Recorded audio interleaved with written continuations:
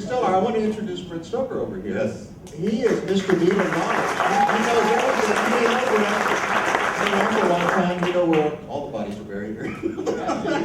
As do I. But you helped out, Mr. Vance. I was lucky enough to be on the receiving end of one of Ken's calls for his first book, which was The Beatles, the Bible, and Bodega Bay, which I helped him with in, Ken, you called me first in '94 to help you on that book, and then I was contributing editor to the White Book. So I think I'm actually here, if you're going to do a Q&A, is that? Yeah, sure. Yeah, to help keep Ken on track, because sometimes he needs.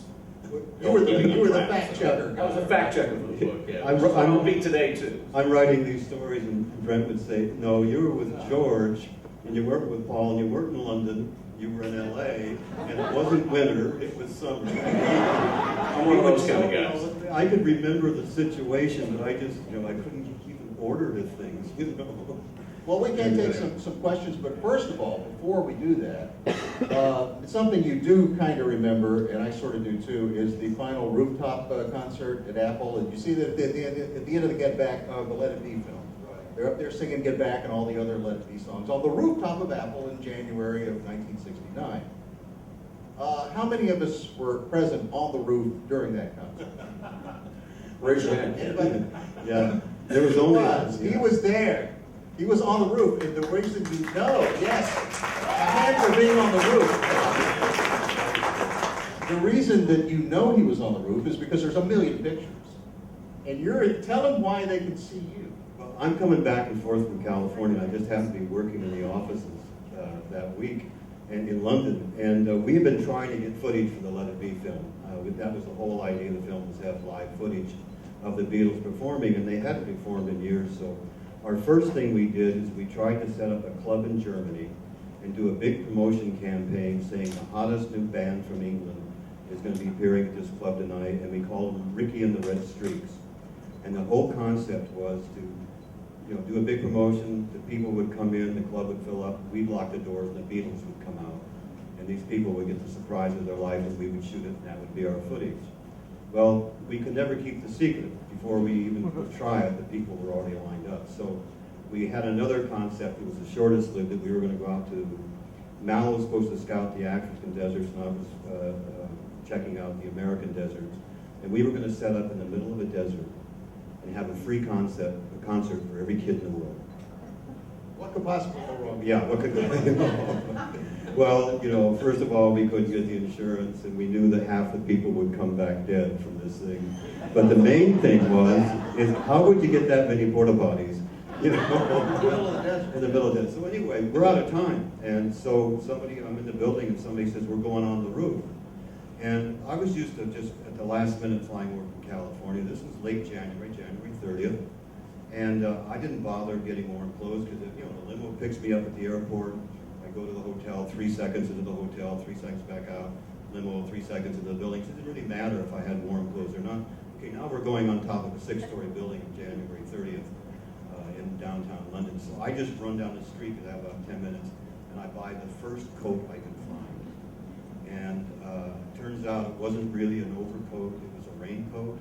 It was made out of rubber, and I get up on the roof and it just froze. I mean, I could have just walked away from that thing. But it also didn't keep me warm, but I was the only guy up there that wasn't wearing black that day. So I'm really easy to spot in the film. He's wearing a white coat. He's the only guy wearing a white coat. And you'll see the pictures. You believe me, you look at him, you'll see he's the guy up there. Do we want to take some questions? Any questions for this? Yes, back there in the back. Yes, could you tell us about your conversation with Ringo when you decided to start writing the book? Oh, okay. Conversation with Ringo. Yeah, well, we had both, huh? Okay. It was in fact Ringo. Yes, it was Ringo. He was the drummer. It's a tough job, yeah. I had a young girl that worked for me once, and I said, I know who the Beatles are. And she said, yes, I do. And I said, just name one. She said, Led Zeppelin. Anyway, Ringo and I our lives had totally fallen apart. Neither one of us weighed over 90 pounds soaking wet with a Coke in our hands, and we were just messed up. So he goes away to the Betty Ford Clinic, or something, what was it? What was the Betty Ford? Someplace up north. It was in Tucson. Someplace. Yeah. fart.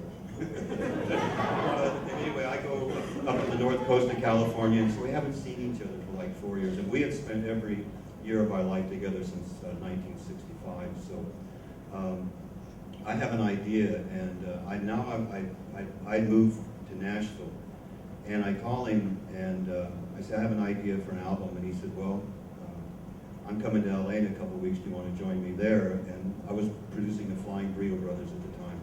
And I said, well, sure, I'll go mix in LA, and we'll meet, we have dinner. And so Ringo says, so when are you going to write your book? And I said, well, I've had a lot of offers, but everybody wants dirt and, you know, all the bad stuff, and I just can't do that. And he said, well, why don't you go ahead and do it anyway? Just make some stuff up. That's what everybody does, you know. But the net result of the conversation was is that he released me that night to write a book, and I still didn't do it for about 10 years before I did it. But he kind of gave his blessing. He Yeah, did. go He ahead gave and the write blessing. the book. And then in the book, there's pictures that nobody's ever seen before because you can't get permission to use them. And Ringo and I still share the same attorney, so I got Ringo's attorney to represent me on the book with the publishers, and then Ringo said he gave the book his blessing, and then one by one the attorney just chipped away at the rest of the Beatles. So it's the only book that they signed off on besides their own anthology.